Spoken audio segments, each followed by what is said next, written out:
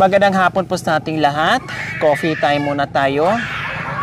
No, medyo inaantok tayo sa panahon, no? Dahil syempre malay-lay na rin ang inikot natin sa araw na ito. Tapos meron tayong nadaanan at kay sipag-sipag ni ate, no, gumagawa ng paraan para merong pambili ng pagkain. Kaya sa hapong ito, tara, puntahan natin. Ayun si ate, oh, napakasipag. Hello! Good afternoon. Hello ate. Anong pangalan natin? Terry po, sa bahay. Terry sa bahay. Pag sa labas ng bahay? Teresita po. Teresita. Pag sa school? Teresita rin. Teresita. Pag sa kapitbahay? Terry. Terry. Pag sa kanto? Marites na. Teremosa na. Pag sa kanto, Teremosa. Anong ginagawa nyo, ate? Likon po. Likon? Ano yon? Pang ano sa halaman, sa kaldero, kung ano yung ginagawa nila. Ito. Opo. Ito. Ayan po, ang ginagawa niya. Oh, tapos parang sa puto. Hindi pwede. Hindi, pwede, puto hindi rin, pwede yan. Hindi. Opo. Yung pang sa tinapa. Hindi rin pwede Hindi yan. rin pwede. Basta pang patungan lang sa kaldero, gano'n? Kaldero, halaman, kung ano yung Ito ginagawa. na yung finish, ano niya? Hindi pa, mayroon pa yan. Ito? Oo, mayroon pa Saan yan. yung finished product mo? Wala pa po. Wala pa. Opo. Diyos ko, grabe mga kabayan, ha? Bubunuin mong ganyan, oh. Opo.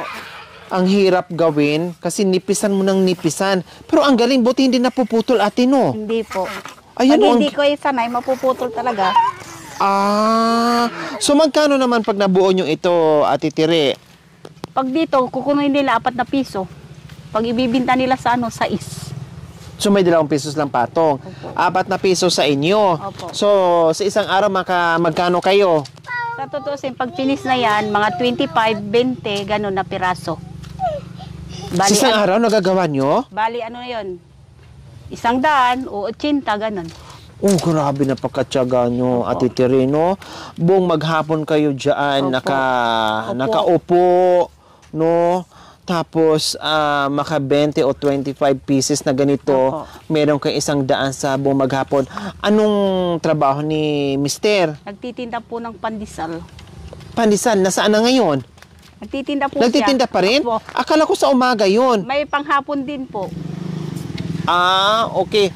Pang umagang pandesal, pang meriendang pandesal. Opo. Ganon, yun Opo. talaga yung trabaho niya. Bukod doon sa pagtitinda ng pandesal, ano pa? Wala na. Wala Yun na. lang po. Tapos kayo naman, Ito po. ay ito ang ginagawa nyo. Ano yon? Paano yung pagtitinda ng pandesal, yung porsyento lang, ganon? Opo, porsyento. Magkano naman din ang kinikita nila kay mo dyan? Pag naka 3,000 siya, o may 450 rin. 3,000 tinapay. Hindi, 3,000 ano, pinag... Yung niya. kinita Opo. na. So, araw-araw yung maka 3,000 siya. Pag minsan wala po. 2,500 lang, ganun. 2,500. Grabe yung tiyaga nyo dito, Ate Tere. Nakikita ko na napakahirap. No, yung ginagawa nyo. Talagang nipisan mo siya ng husto Opo. para ganyan mo siya. Kasi kung hindi manipis, hindi mo siya Hindi po. maiikot na ganito. Mapuputol pa. Mapuputol din. Katulad Opo. nito, ito, nipisan pa to, Ate Tere, no? Opo. Pwede rin to? Hindi na pwede. Ito po. Bakit hindi pwede? Medyo ano na yan eh. Ito lang po. Patingin. Hala, ang nipis, no? Ang galing nyo. Hindi na puputol. Ito, okay na to. Anin ko pa. Para Bakit? Ano, para hindi siya maputol, mabali. Parang, ay! Parang Ito yung, ito na yung, ano, ito. ito yung finish. Opo. Ito yung,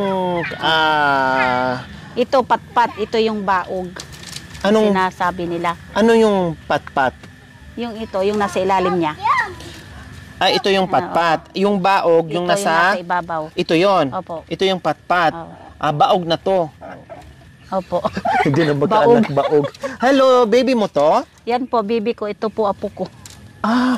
May apo ka na. Pero halos magkasing laki, magkasing edad. Hindi po, yung isa ay mag-aapat yan sa linggo. Ito sa susunod na buwan, 3 niya. Bakit ilan ang anak mo? 7 po. Ilang taon ka na? 40. Kasing edad lang tayo, 7 na. Manganganak ka pa. Di na siguro. Bakit? Maano Nabaog na rin. Kadami na. Yung ginagawa yung baog. Uy, ano nangyari dyan? Huwag kayong mag-away. Na, oo nga, tama nga yun. Hindi na. Kasi, Marami na. tama, oo. Na, kumbaga nakakutan na, no? Hirap na ng buhay. Yun, tama kayo. Mahirap ang buhay. Tapos, kung dadagdagan ng dagdagan, ay, Sidre. wala na, no? O paano yun, ate? Turuan nyo nga po ako, ate, pag magbuo ng ganito, oh. Yung ganito. Ayan, oh, ganito mga kabayan. Oh, may makapal nga po, oh. Bakit may manipis, may makapal? Ito. Ito po, lalagyan pa yan niyan. Inano ko pa. Yan. Marami pang proseso bago mabuo? Opo. Pag ganun, ito una. Oh, sige ka. Paano yung laki? Kahit ano lang, okay lang. Kung katamtaman o ano. Huwag na. O, ayan, pwede na po to. Oh, 3 ikot yan. Bakit hindi na sa'yo, hindi na alis? Sanay na po. O, isa. O, ana, okay. Opo. Tapos yung nasa ilalim, pag ganun. Yung nasa ilalim. Yung pinaka nasa ilalim. Hindi, 3 lang. Ito. Apo. Tapos, Pag ganun siya, oh. Kunin niya dito. Pag ganun. Yan, tama. Yan. ayan. Tapos, pag ganun uli. I-ano nyo sa silong. Saan na ba yung dulo? Ito na po yun. Oo po. Pag ganun. Ganon? Hindi ako masyadong marunong magturo eh. Basta nakita nila, okay na eh. Paano? Yung asawa ko, hindi ko tinuruan eh. Bahala siyang nag-ano eh. Ganun po. Isiksik doon sa pinasukan din. Oo. Okay, tika. Ganun po. Ganun po. Ayan. So, isiksik siya doon sa pinasukan niya sa ilalim. Ganon, tama? Opo, ayan, yan O, po. tapos, ay, sorry, anak ko. O, tapos, ano nangyari dito? Pag ganun. Paulit-ulit lang? Pag ganun po. Oo, paulit-ulit lang. Tapos, 3 beses yan eh. O, ganun. Ilalim, ibabo, ilalim. Mali na. Mali na po. Ay, ang hirap mga kabayan. Hirap po. Hirap na nga dito nipis. Pero tingnan mo, ang ginawa ni ate, diba? Parang, kunwari, binubuhol-buhol niya, pero naging ganito. So, pag ganyan-ganyan lang, ate, ikot. Ganito siya po. Ang hirap. Ang hirap naman. Yan. Tapos na siya. Tapos, yung pinag-anoan nyo ng ito, igagano mo na, yan. Parang lock. Oo, tutumbukin na yan. O, pag ganun. O. Pag ganun siya. Saan nyo ito natutunan, Ate Tere? Sa lola ko po. Yung lula mo talagang ito na ang ginagawa niya. Hanap buhay niya. Opo, lola Tapos kayo ko hanggang sa nanay ko, hanggang ako na. Wow! Yung nanay niyo gumagawa pa rin yan? Patay na po siya. Pati si Lola lola ko niyo. Kumbaga, minana niyo yung ginagawa niya. Opo. Wow! Kumbaga, hindi nawawala yung... Kasi pag wala po to, lalo na pag walang hanap buhay yung asawa ko, wala, magugutom yung machikiting. Pag walang benta ng pandesal, walang choice. Wala. Kundi dito. Pag halimbawa walang benta ng pandesal o kaya hindi nagpapandesal si mister mo, dalawa kayo dito gumagawa. Opo, gumagawa rin po siya. Ilang taon yun na itong ginagawa, Ate Tere? Tagal na po kasi nag-aaral pa ako noon eh. Siguro dalaga pa kayo? Opo, bata pa ako. Ma-elementary po ako. Tumutulong ako po sa lola ko kasi lumaki ako sa lola. Oh, talagang biro nyo, nag-aaral pa kayo. Ano, high school, grade school? Elementary. Grade school kayo noon. Ay, napakatagal na. Kaya Opo. mani-mani yun na nakikita ko kasi kayo. Kaya sabi ko, bakit hindi napuputol? Ang nipis-nipis na ere, sobrang nipis na. Tapos pang, sige lang siya, ganyan. Parang ang bilis, mani-mani lang sa kanya. Yung pala, kasi dekada na rin niya itong ginagawa elementary pa lang po siya mga kabayan, ginagawa niya na ito, hanap buhay. O tama nga naman siya para makatulong doon sa mister niya, kahit sabihin pa atin na araw-araw siya nagpapandisal, kumikita doon sa pagpapandisal, maigi pa rin na merong katuwang o merong ganito para at least yung pangangailangan ng mga estudyante, siyempre meron ka mga estudyante. So maganda, no? Kahit papaano ay hindi said, kumbaga. Kasi ang kita ni mister, halimbawa, pagkain, bigas, ulam, ang sa inyo naman, project ng anak o pamasay ng anak. So malaking kaluwagan yun, tulong. 'Di ba? Ako'y napapabilib sa mga asawa, mga kabayan na naiiwan sa bahay, na gumagawa din ng diskarte, tumutulong sa mga lakay nila, sa mga mister nila, no, na kumikita. Hindi yung mga kapitbahay para makikismis. Makikismis, tama yon. Dito na lang sa bahay, alagaan ng mga bata, no, at gumawa ng paraan kung ano yung pwedeng itulong sa mister para pagkikitaan. Pwede naman mga kapitbahay, paminsan-minsan, para naman hindi rin mabagot, no, paminsan-minsan, pero iwasan na lang yung chismis. Oo, alam na. Alam natin, Tire. Donate dito na sa bahay para para may kita. Opo. At di ka pa, wala ka pang kaaway. Tama. Pag nangapitbahay ka, may kaaway ka. Bakit? Wala ka pagkita. Bakit? Siyempre, mga chismis-chismis. Tulad ng? Baka mairating sa kabila. Awayin. Oo. Tapos, nagchismis. Hindi naman totoo. Marami. Kaya tama yung sinabi nyo, mas mainam pa na dito na lang sa loob ng bahay. Wala ka pang kaaway, kumikita ka pa. Try ko nga yan, ate. Paano magnipis? Kaya na po. Kasi naaano ako Ay, dyan ako. Sige. Ari ko. Tingnan nyo baka umano yung kasi. Mahirap sa kamay yan. Ari ko.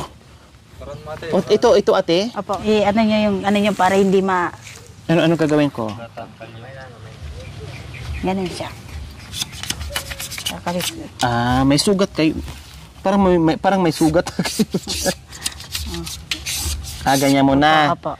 Okay, sige. Paano? Natanggal na, nakakatakot pag hindi ako. So, ang talas nito, Di ba, Titire? Talaga. Masusugat pa kayo dyan. Matalas. Kung sanay na, nasusugat pa Pag ganun siya po. Masugatan kayo pa. Ayan. Ay, Diyos ko. Ganyan po. Grabe, Pero yung balat lang ng gano'n. Hinati. Balat lang ng gano'n. Balat. Ito, tatanggalin talaga pa. Hindi na yan maano dito. Ay, hindi na yan. Pwede. Ito, mayroon pa. Dito. Ganun. Ay, ginawa mo ng 3. Ito, pwede ito, saka ito. Tanggalin yung pinakaano niya, tapos, ito na. Ay, natutol.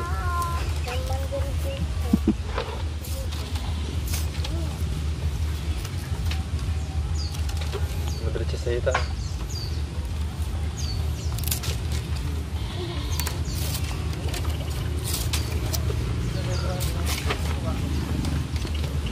Tapos na sana si ate. Pero po. Tama to, ate? Okay po.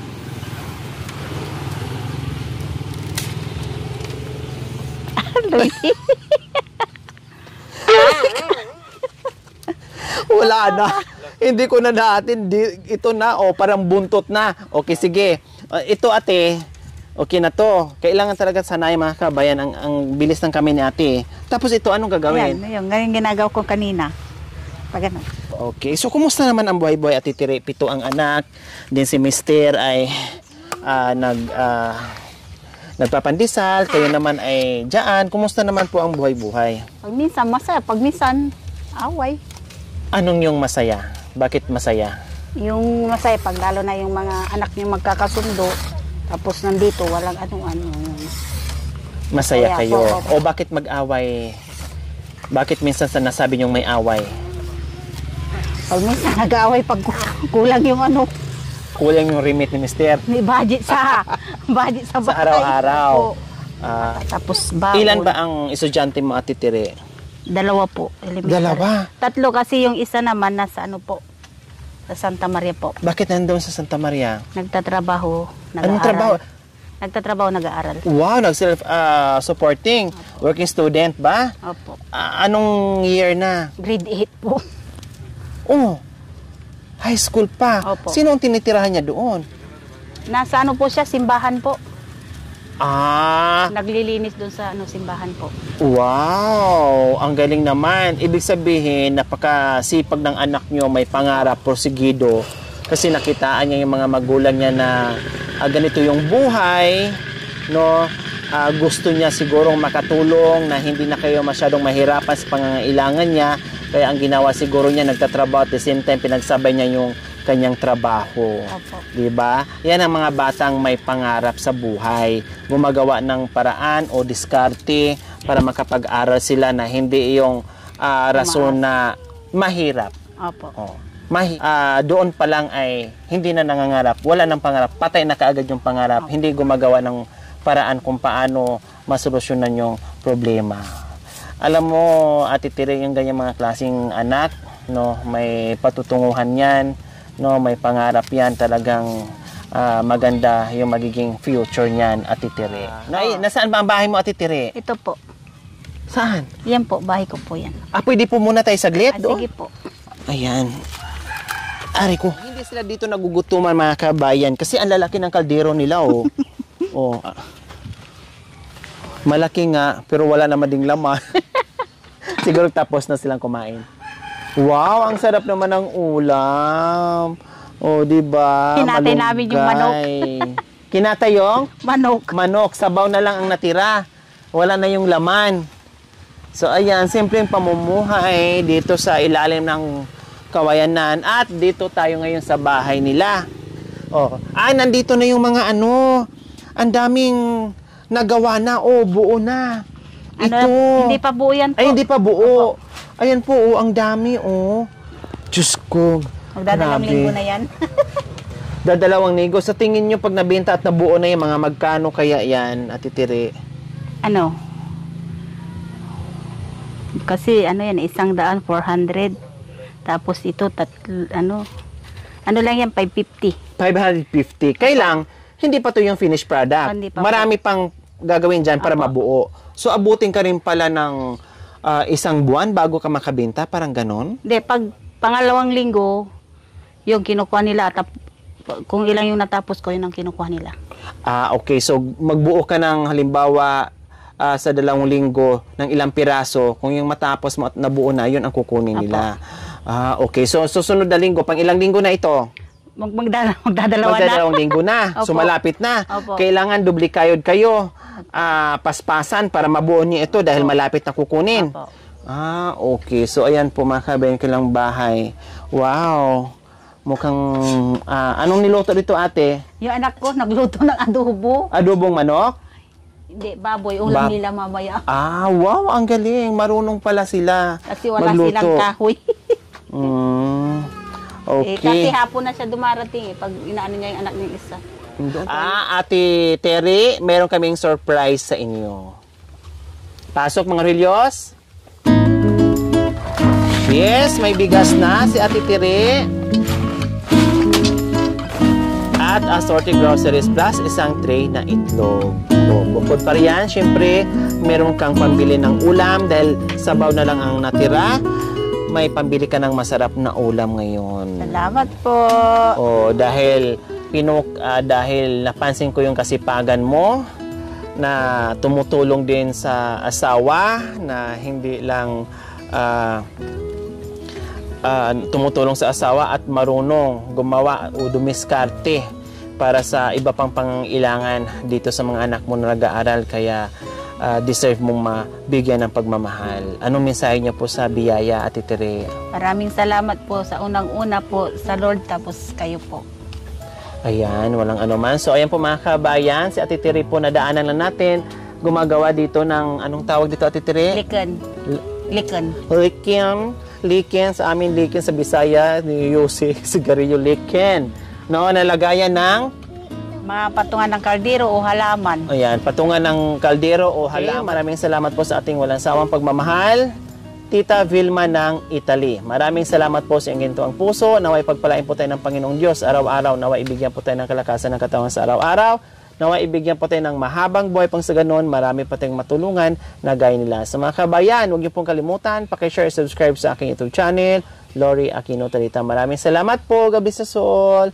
Bye, Bye-bye Ate Tere. po.